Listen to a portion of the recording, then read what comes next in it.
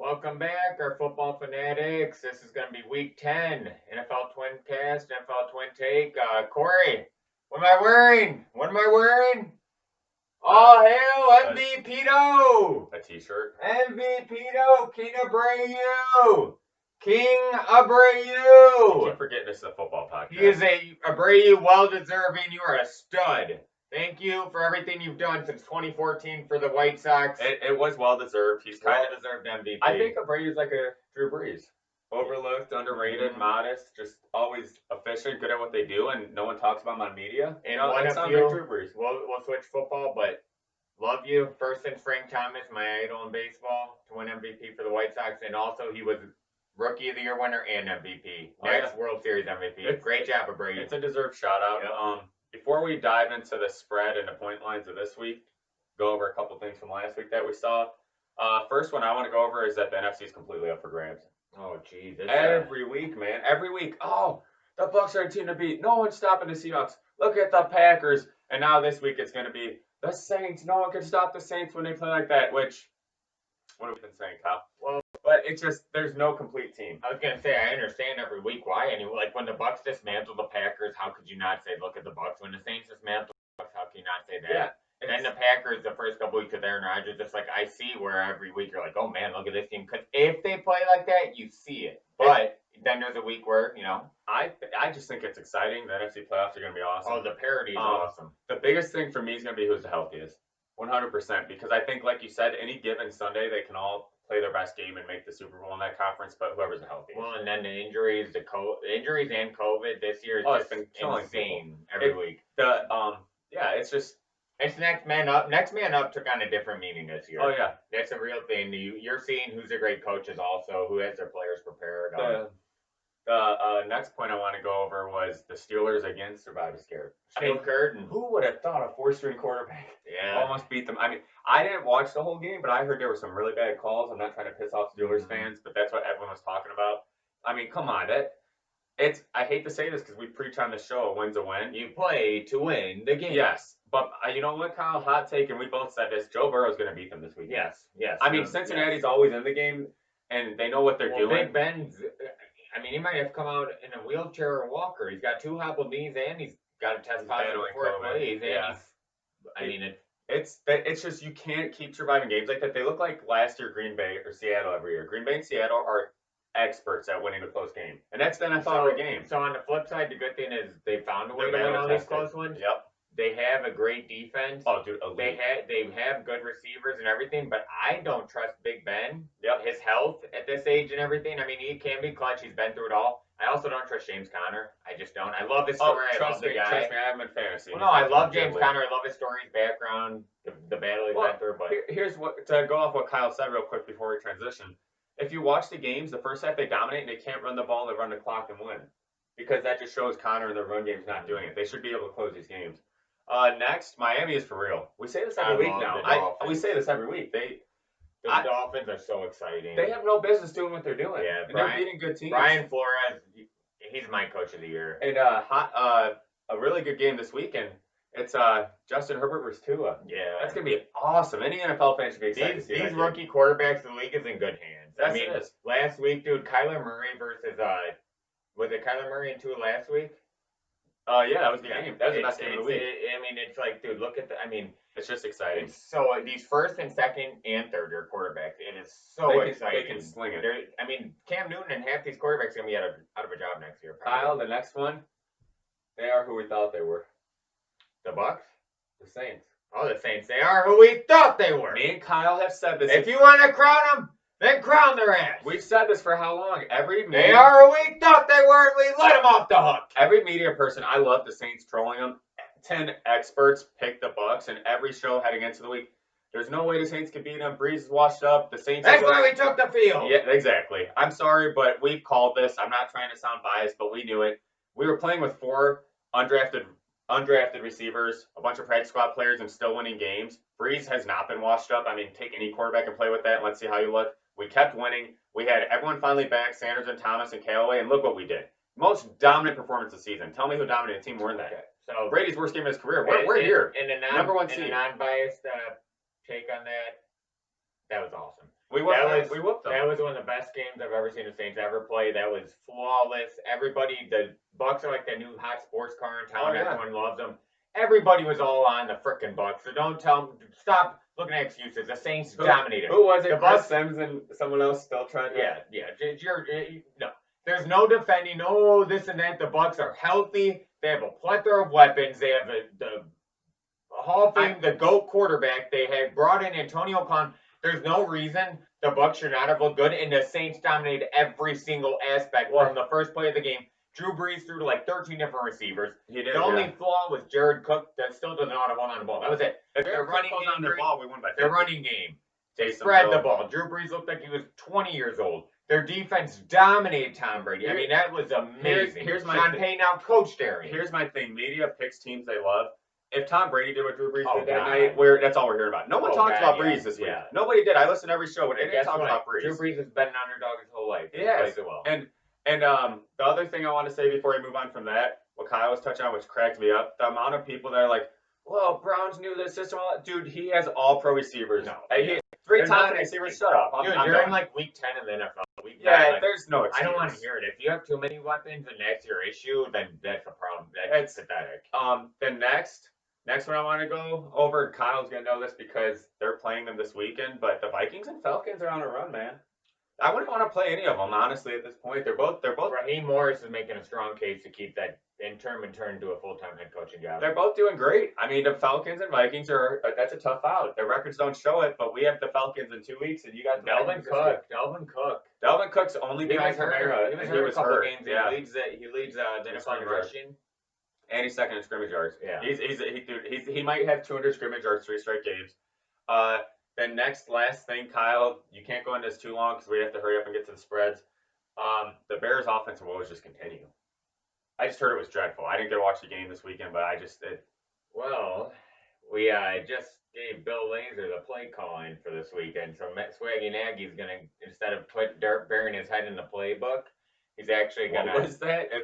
He's always burying his head on the sideline looking at the plays. Now he's going to be able to just do the actual all-around coaching instead of just burying his head down there the whole time. People were too quick to bash Trubisky.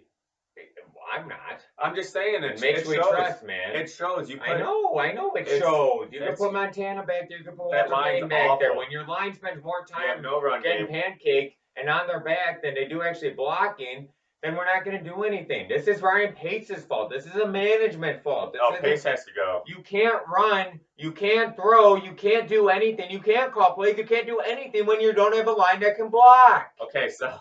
It's pissing me off. Allen Robinson, pay the man. Pace, you want to do one thing correct?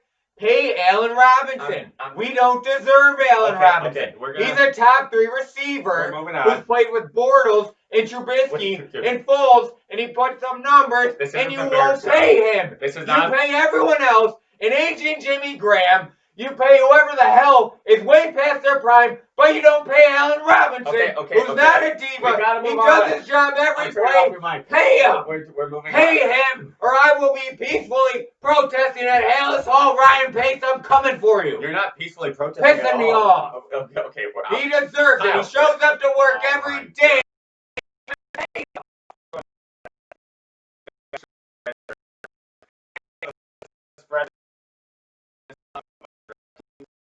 Now they have the Packers, and it's a nice little team. They're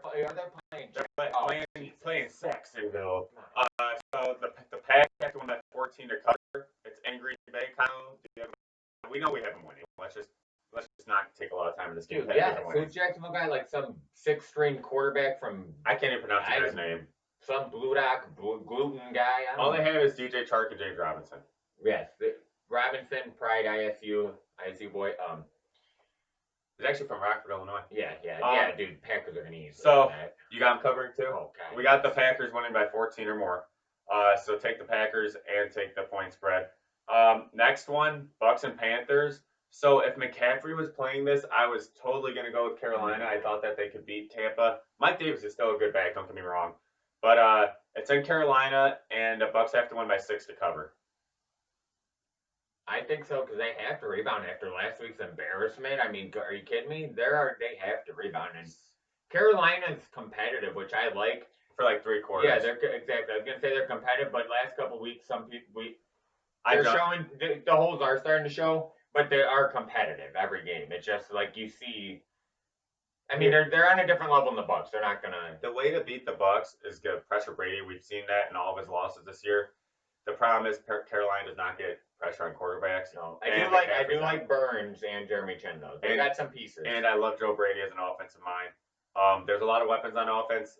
If McCaffrey was playing, I would totally. McCaffrey's not playing, and I still think Bridgewater's just a little better in a game manager. Yeah. And the other thing, he's due for a pick a game. It's like what Kyle said. Hall of Fame quarterbacks like this and teams like that, they don't get embarrassed twice in a row. I mean, look what Green Bay did after Tampa embarrassed them. It just doesn't happen to Rodgers. Same thing with Brady. So I'm taking Tampa to cover as well. Next game's actually quietly a good one for the division. Eagles and Giants. They got the Eagles having to win by 4. It's a 3.5 spread. I'm picking the Giants to at least cover the spread. Yeah, I think Eagles win because another thing, the scrutiny for Carson Wentz, and he is getting, isn't he getting Goddard and he's got Rager back? So he's got a couple pieces. I think he'll, I don't know. He's my fantasy quarterback, Carson Wentz, at this point, so I hope he does something. But, they always find a way to win that pathetic division regardless. How much do you think they win by then? Because they have to win by 4. Okay, so see, you're just like me. I mean, Giants. I have the Giants covering the points. Joe Judge, you're doing a great job with Giants. Without Saquon, with the miserable O-line, with Daniel Jones. They are competitive. With Daniel Jones dropping the ball At least twice they're not a game, the Jets. At least they're not the Jets. Defense is awesome, and they get better every week, the Giants do. Every week they get better. If Daniel Jones does a turnover twice and at least once in the red zone, the Giants will keep this close. Giants are getting better every week. I have Philly winning as well, but kind of like Kyle, I have the Giants losing by less than 4. Texans and Browns. So the Browns are also 3.5 favorites against the Texans. I just don't know what to expect with Cleveland anymore. It's just they're just one of those teams each week they look good one week and they look awful the next. Texans, we know what to expect. I low-key think it's an interesting game for the fact that Baker Mayfield, you've never seen him put together 2 good games in a row. No. And I love Baker Field, but I want to see he has all the weapons too. He could put together 2 good progressive commercials in a row, but not 2 good games. He's got great commercials. And then with the Texans, even as miserable as they are. Don't just stand there. Yeah. Well, even as miserable as the Texans are, they still have Deshaun Watson. So it's always hard to, are they really going to receivers? They can only beat Jacksonville. Whenever they play Jacksonville, Texans can win. But it's like, dude, you still have Deshaun Watson. Fuller's doing good this year. Their defense is horrible. Horrible. You still have J.J. Watt. I want the Texans to win because I like Houston. I'm taking Houston. Yeah, so am I.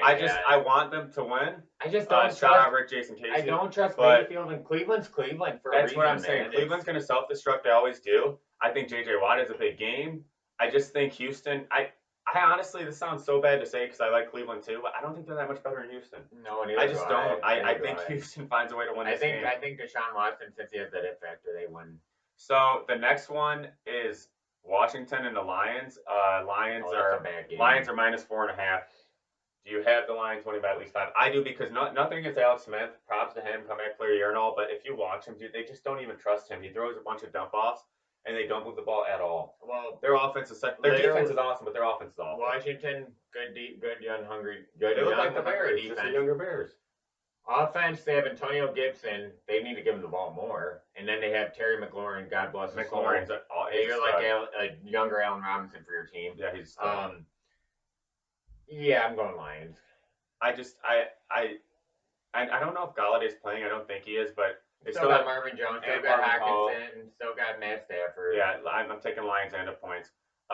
Next one, I really like this game. And Washington should have got rid of AP, huh? The rushing game's like bottom 3 in NFL. Yeah. Should have kept him. He's on the Lions. Let's see what happens. I love this game, Buffalo and Arizona. This could be like last week Arizona's game. So Arizona -2. So Cardinals got to win by 3 to cover. I think they do. Dude, that's a coin toss, man. Josh Allen, Kyler Murray, both so fun to watch. They're so fun to watch.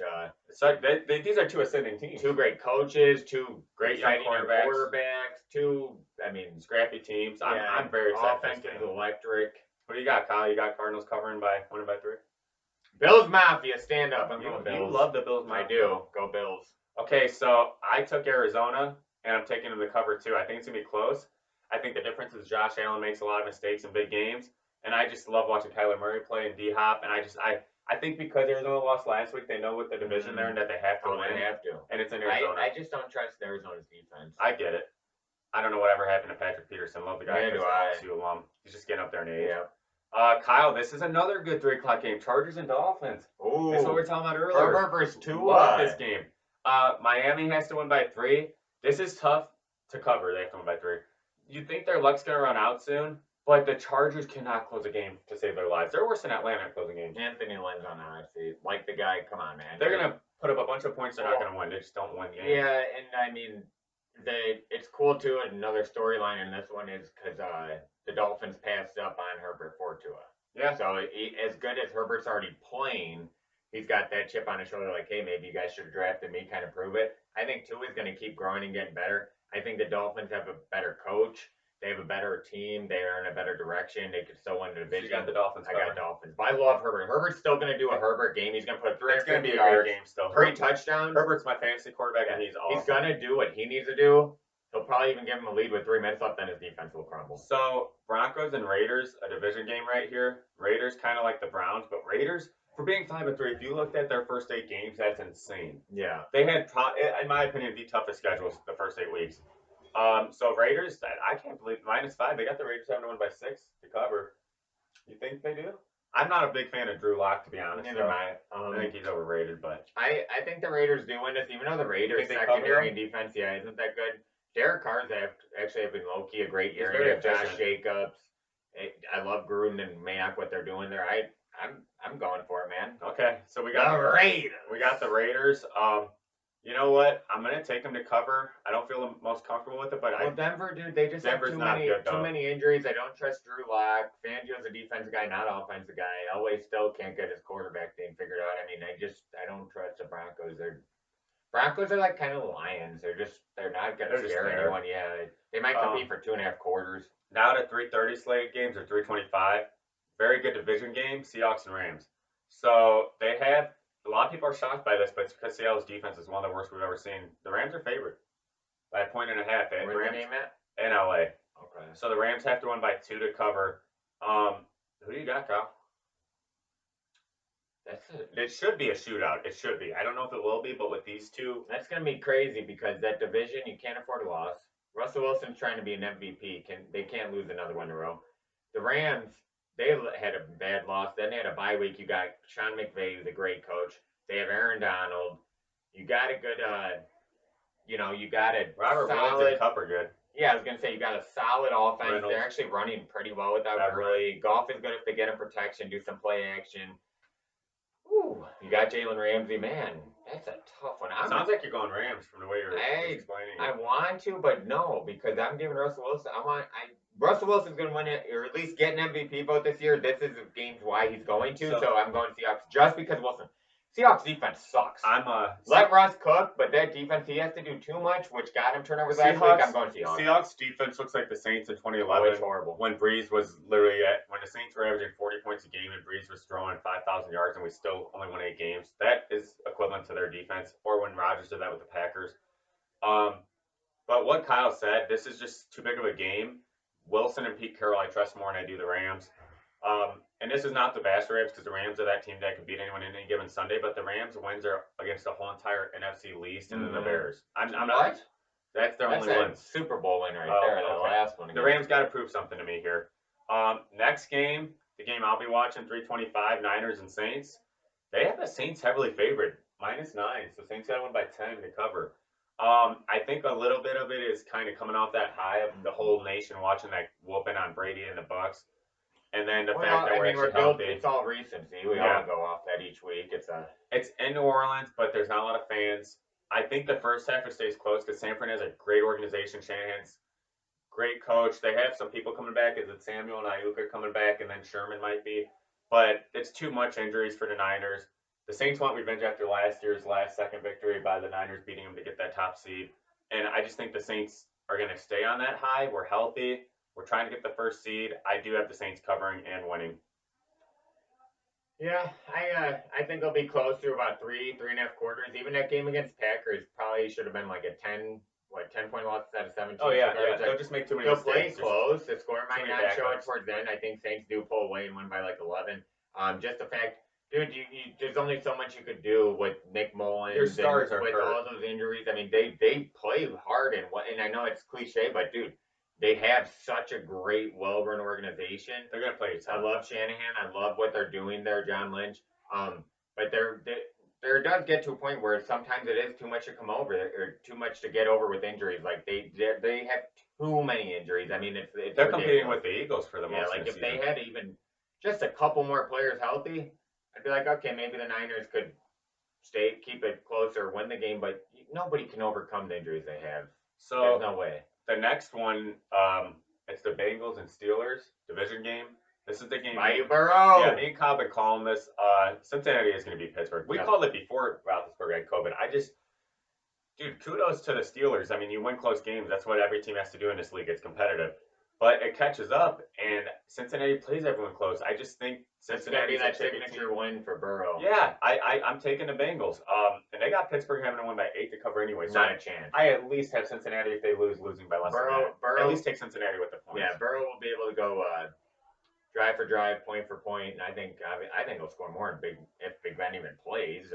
But I mean, yeah, I got the Bengals. I know I don't trust the Bengals defense. But the thing is, Burrow's a gunslinger, so as long as they are within one possession and he has a chance to win the game, tie the game, at the end, he'll do it. The next game, before the season started, you were to circle this on your calendar, and it's not as intriguing, but it's still a good game. Ravens-Patriots. This would have been like one of the games of the year at the beginning of the season. For what we thought the Patriots and Ravens would be. Ravens are still winning, so I can't say much. But so they have the Ravens it's -7. Ravens got to win by 8 to cover also. It's in New England. I got you, Bill Belichick.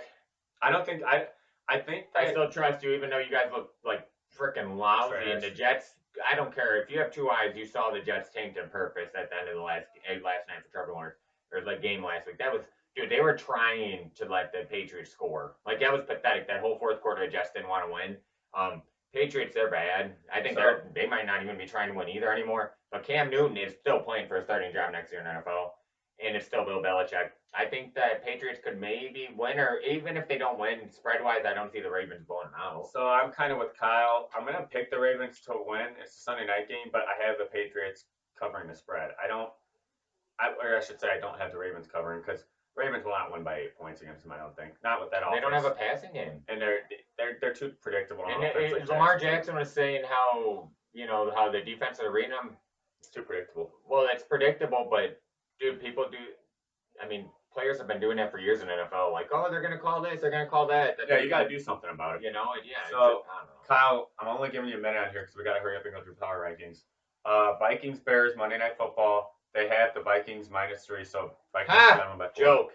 You got 1 minute. Put all your money in Vegas on the Bears. Want to know why? Swaggy Nagy's undefeated against Mike Zimmer. Kirk Cousins is allergic to Monday Night Football. He's 0-9. 0-9 on Monday Night Football.